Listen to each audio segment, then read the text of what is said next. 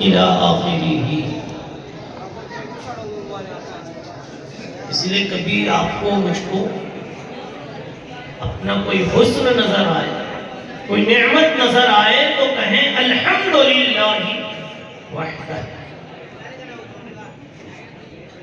وصلی اللہ وسلم وبارک وترحم علی من لا نبی بعدہ سیدنا محمد النبی الامین وعلى آلہ وصحبہ اجمعین. اما بعد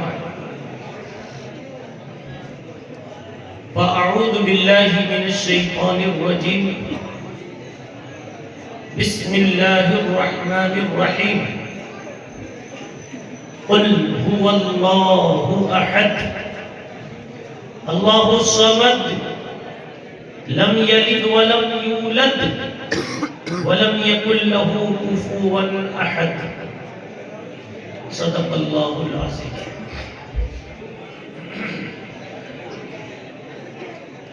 حضرات علماء کرام، برادران اسلام، بھائیوں بزرگوں دوستوں، تھوڑے سے وقت میں کسی چھوٹی سی سورہ کا سہارا لے کر آج کی رات کی مناسبت سے ایک بات عرض کریں.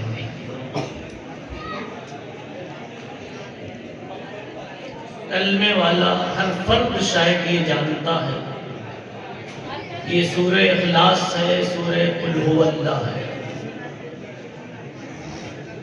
اور غالباً و اغلباً ہر ایک کلمے والے کے منہ پہ یہ سورہ ہوتی ہے. قل هو اللہ احد. یہ بڑی پیاری سورہ ہے، بڑی قیمت ہے اس کی. ایک مرتبہ پڑھنے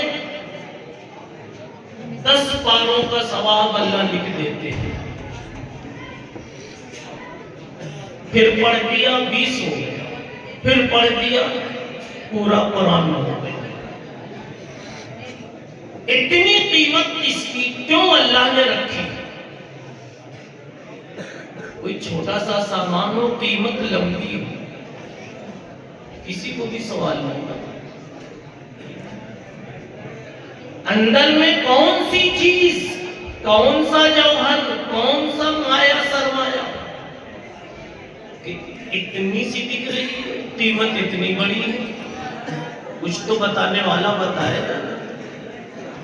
علماء کرام سے پوچھئے. اس سورہ میں حق تعالی شانہ میں صرف اور صرف اپنی صفات کا تذکرہ کیا، اپنا تعارف دیا ہے، اور وہ بنیادی تعارف دیا ہے کہ وہ اس تعارف کی کڑیوں میں سے کوئی ایک کڑی بھی ہمارے دل دماغ میں جم جائے تو دنیا کی ساری خرافات، سارا بگاڑ، سارا فساد ختم ہو جائے، ساری بے چینیاں دور ہو جائے. کچھ چیزیں بڑی جامع قسم کی ہوتی ہیں، بڑی جامع قسم کی. ایک شے میں 10 چیزیں موجود ہوتی ہیں. اس کو آپ ایسے سمجھ لیجئے، ہر نبی میں اللہ نے کمال رکھا، لیکن سارے کمالات کا مجموعہ محمد عربی صلی اللہ تعالی علیہ وسلم کو اللہ نے بنایا. آپ جامع الکمالات. حضرت آدم کا کمال آپ میں، حضرت نوح کا کمال آپ میں، حضرت ابراہیم کا کمال آپ میں، حضرت موسیٰ، حضرت عیسیٰ اور دیگر تمام حضرات انبیاء کرام علیہ الصلاۃ والتسلیم کے کمالات آپ میں. آنچ خوباں ہمدارند تو تنہا داری. ایسی شخصیت کو جامع کہتے ہیں.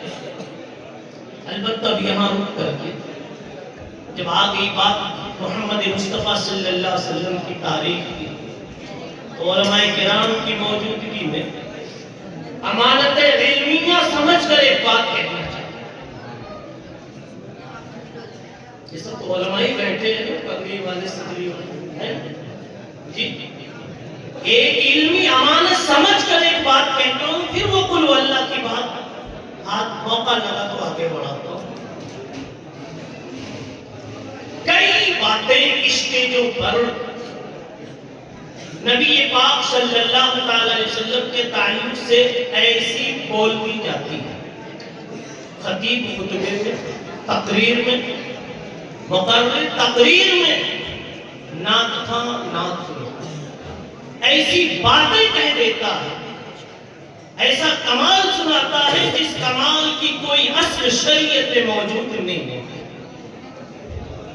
کتب حدیث میں کہیں اس کا سراغ نہیں ہے۔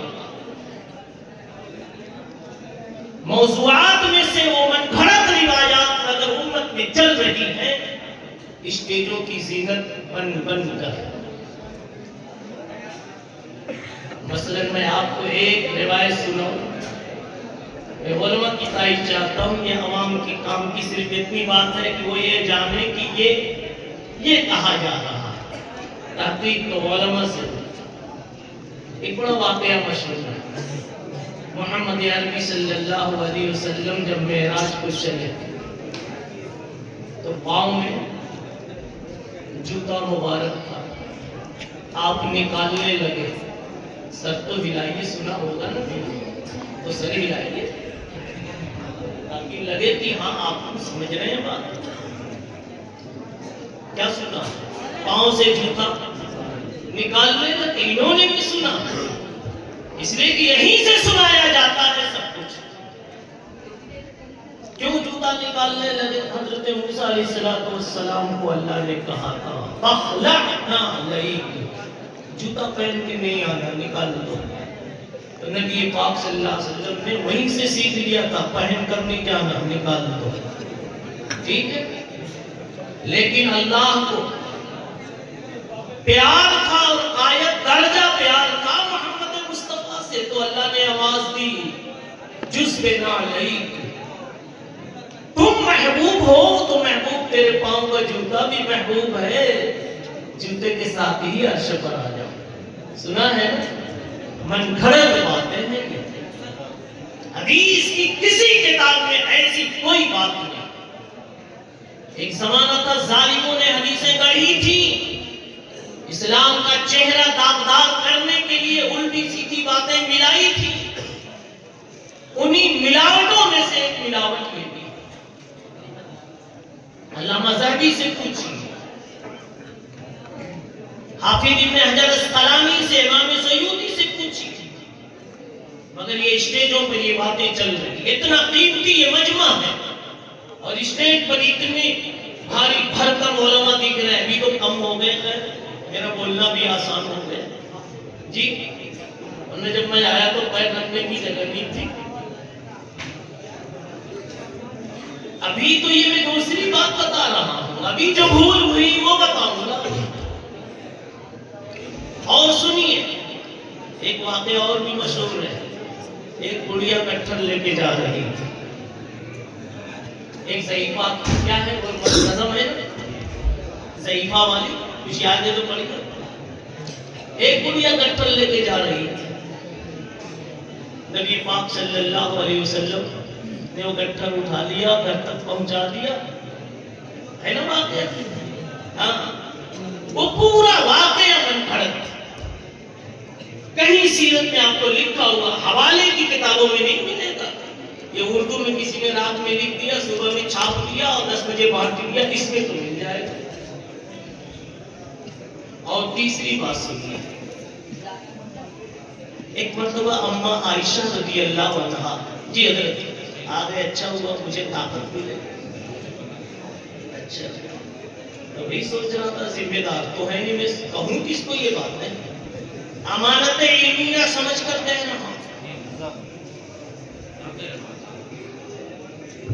اماں عائشہ، آپ نے یہ بھی سنا، ابھی اس میں ایک کڑی اور رہی، وہ بھی بتاتا ہوں۔ پیغمبر علیہ السلام سے کیا کہا اللہ نے؟ جوتے کے ساتھ آ جاؤ، ہے کہ نہیں؟ بیکار بات ہے، ایسا کچھ ہوا نہیں۔ نمبر 2، بیان کرنے والے یہ بھی کہتے ہیں میرے مصطفیٰ معراج کی رات میں عرش پر گئے۔ سچ یہ ہے، محقق یہ ہے کہ عرش تک تو گئے پر نہیں گئے۔ تک اور ہے، پر نہیں۔ بات سمجھ میں آپ تک پہنچا یہ ہے، آپ پر پہنچا یہ ہے۔ عرش کے قریب تو گئے، دلیل ثم دنا فتدلی، ثم علا نہیں ہے، ثم علا ہے نہیں، کیا ہے؟ ثم دنا، اور دنا کے معنی قریب، لیکن خطیب تھوڑا نمک بڑھانے کے لیے اور لذت چکھانے کے لیے کہتا ہے میرا مصطفیٰ عرش بلایا گیا ہے، جو ہے وہی ہے۔ میرے نبی اپنے کمالات میں ہمارے اور تمہارے فرضی واقعات کے محتاج نہیں ہے۔ دار ٹوپی وہ لیتا ہے جس کی خود کی ٹوپی نہیں ہوتی۔ حضرت جی تو کہیے، اگر دلہا کے پاس شیروانی ہے تو وہ بازو سے ادھار مانگے گا؟ ارے اگر کمی ہے تب تو مانگے، ادھر ادھر کی گڑھی ہوئی باتیں سناتے ہو۔ کیا میرے مصطفیٰ کے کمال میں کہیں کوئی کمی تھی؟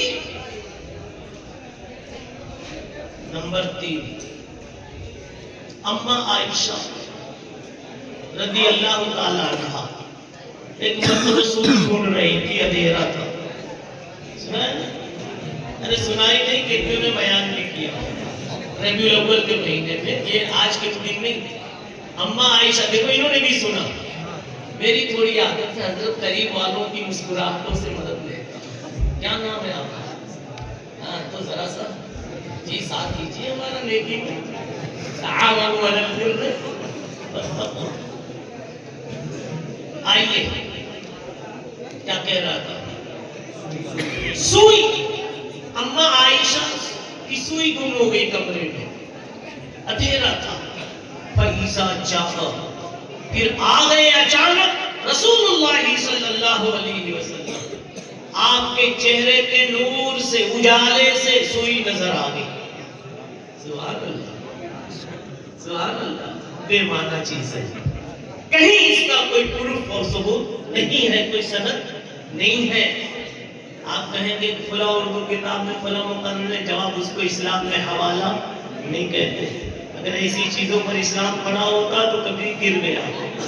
اسلام کی دیواریں جو اتنی مضبوط ہے کہ ہمیشہ اسلام کہتا رہا باطل سے کہ تیری میری ٹکر ایسی ہے جیسے انڈے اور کھمبے، انڈے اور کھمبے کی، انڈے کروڑوں کی تعداد میں ہو، ایک کھمبا سب کو چورا کرنے کے لیے کافی ہے۔ واللہ متم نورہ، یہ ہے تمثیل کی دلیل۔ یریدون لیطفئوا، اب میرے دل کی بات ہوئی کہ ادھر آئے، یریدون لیطفئوا نور اللہ بافواہہم، محمد عربی کے چراغ کو پھونک مارنے آئے ہو، جبکہ رب کا پہلے سے فیصلہ ہو چکا ہے۔